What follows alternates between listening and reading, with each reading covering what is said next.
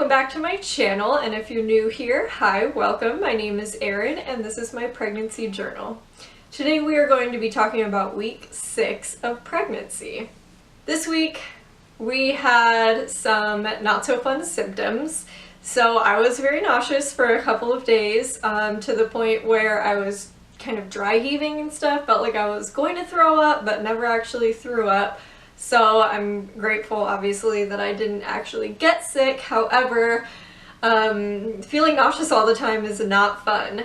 So I have figured out that if I keep something in my stomach most of the time, I'm pretty okay. However, with my food aversions, I don't want to eat anything.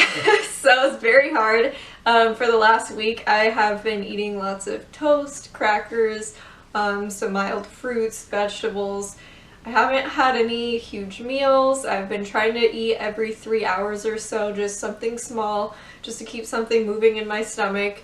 And that seems to be helping, but it is definitely hard when you have food aversions to, or feel sick, to want to put something in your body.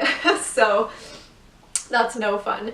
Other than that, I haven't had too many new symptoms. I have had some definite mood swings and emotional changes this week. I have been crying over everything. I think I've cried at least once a day for the last 7 days. You know, and they're not bad cries, they're just things that like I'll see on TV and it makes me sad. I'll hear on the radio, it makes me like get emotional because I'm happy for people, or you know, whatever. God only knows. Yeah, so it's been an interesting week between the nausea and the emotional changes. All my other symptoms pretty much remain the same. I am still bloated, I still have tender breasts, I have the same abdominal pressure like down below.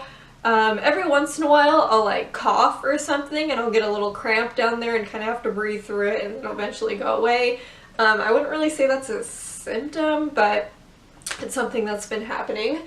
So that's it for symptoms this week. I have a feeling it's going to be a little bit of a short video just because there's nothing drastic. Okay, as for baby development this week, the baby is the size of a blueberry from top to bottom. So as you can see, he has doubled in size since that little grain of rice last week. Still tiny, but still growing very, very rapidly. This week, the baby's head is much larger in proportion to the rest of his body because his brain is developing. This week, the baby's eyes, eyelids, and ears are also starting to form. And there are arm and leg buds developing, which also has little bits of cartilage in it, which will soon form into bone, and then little fingers and toes will start growing.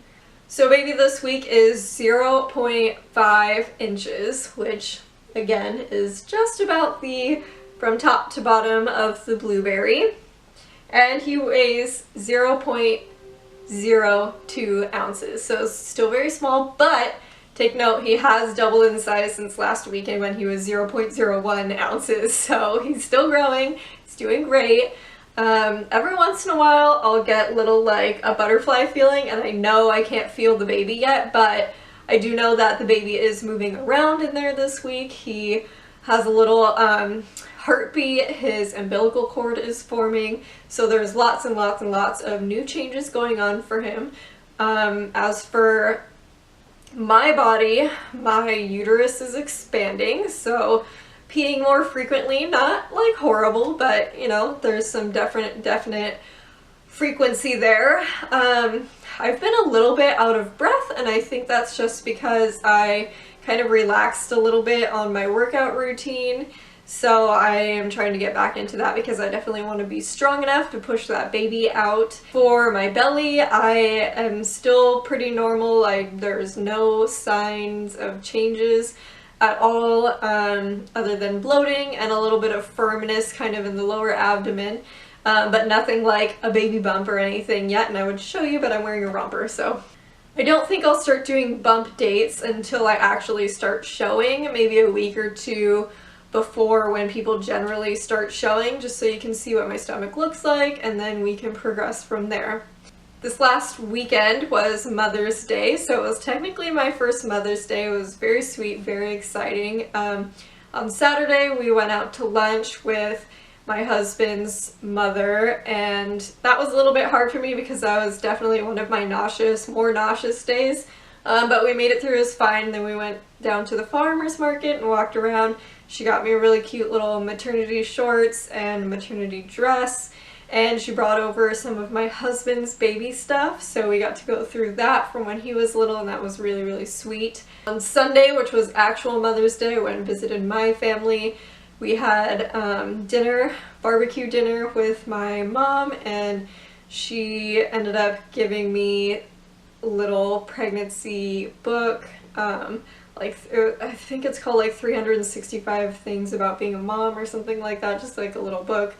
And one of those wristbands that has the pressure point to help with nausea. I have not tried it yet, however, I definitely plan on doing that once it gets pretty rough. Got me some cute little cards and things like that. Oh, and some ginger candy. With the nausea, the ginger candy has been helping, and I've also been using peppermint essential oil. And that's just what I've always done for stomach aches. I'll put a little bit even right around my face just so I smell it. You know, obviously avoiding my eyes and everything. And then if I really have a bad stomach ache, feel nauseous, I'll put one drop just directly into my belly button, and it takes it away pretty much instantly. And if it doesn't take it completely away, it relieves like a good amount of it.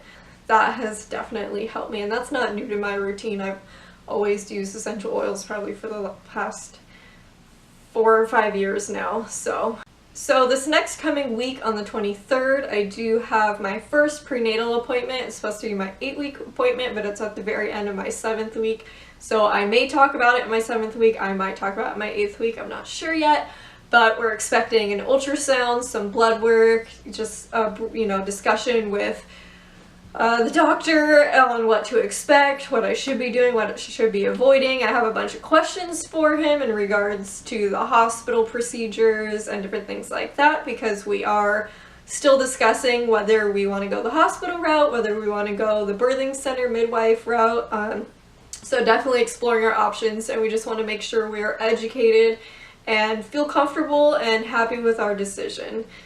Okay, that's all I have for you today. I told you it was going to be a little bit of a shorter video as nothing severe has changed. I don't really have any major updates. Thank you for watching. Please subscribe if you're new here. We hope that you join us for this pregnancy journey of our first child. Thank you. Bye.